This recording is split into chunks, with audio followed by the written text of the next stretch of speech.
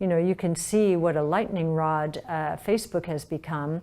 We thought their Libra announcement, Libra and Calibra, another digital wallet, which could become a bank, we thought that was pretty interesting, but it is their bad reputation now, based on the lack of privacy or the invasion of privacy, that has caused a lot of governments already to say, we're not going to allow that.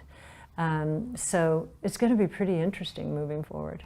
Yeah, I actually saw on Libra, I think you might have retweeted it or liked one of the tweets, but I saw that both France and Germany have come out and essentially their governments have said the money is not a private thing. It's a sovereign matter. Yes. So we will not allow Libra into the country. Yes. Do you think that Libra is almost the start of a fundamental shift on how governments are going to have to deal with this kind of influence and this kind of innovation? Well, I think the reason why they've targeted Libra is because there's one choke point. It's called Facebook, and Facebook has, become a whipping boy or a lightning rod, however you want to say it, in political circles.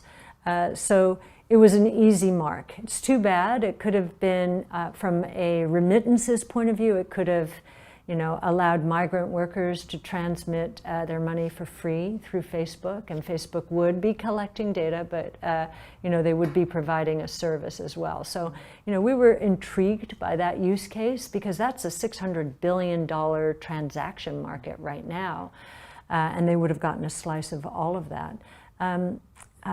What's interesting around this is no one's saying this about Bitcoin, right? What's so interesting about that is there's no choke point. When China tried to shut down Bitcoin, basically in various ways shut down mining and trading, it migrated to Japan, South Korea, Vietnam. They became centers. So it's like, I don't know if you have the game Whack-A-Mole, you whack this one, it'll pop up somewhere else, right? And that's what's happening with it because it's decentralized. There's no choke point. And if you'll notice, Bitcoin is not, or I haven't seen it mentioned much, in the same context as Libra.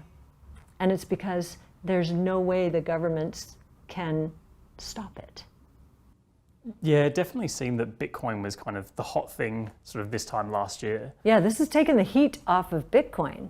Now, India has banned all cryptos, including Bitcoin, and the penalty is jail time for using it. Wow. So maybe that will work, but maybe it will backfire, right? Because in this world, all you have to remember, if you're worried about confiscation of wealth, either directly, as in Saudi Arabia, or indirectly through inflation and a depreciating currency, let's say the Indian population wants an insurance policy against that, all they have to remember is a key. It takes a lot to remember this, but there's no gold that can be confiscated. This is digital gold. You can't confiscate it. So it'll be very interesting to see what happens.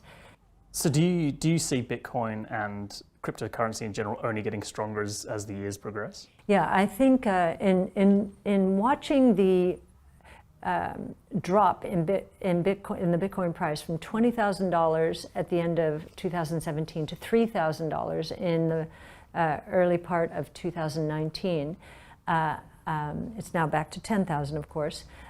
We've witnessed an increase. That Bitcoin's share of the crypto asset network value, think market cap in our language, but network value, so there are more than 2,000 crypto assets. Bitcoin's share has gone from the low 30s since that peak at 20,000 to roughly 70%.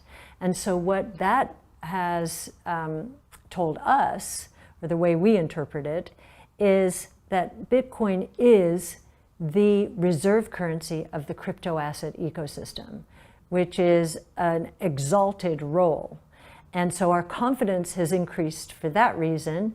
It's also increased because of confiscation of wealth that we are seeing in the form of hyperinflation in Venezuela and Zimbabwe. Now Argentina's in trouble. So these Hong Kong's, boiling over. And so this idea of Bitcoin as an insurance policy against actual confiscation of wealth, or confiscation of wealth because government policies are destroying purchasing power, we think that's a rising concern around the world, and that Bitcoin is an antidote. And we've dimensioned it in many ways, but that's at least a $2 to $3 trillion opportunity. And that's just for the super wealthy if they decide to have an insurance policy, whereas Bitcoin today is roughly at a $200 billion market cap. So a long way to go, just for that one use case. By far the best investment you can make is in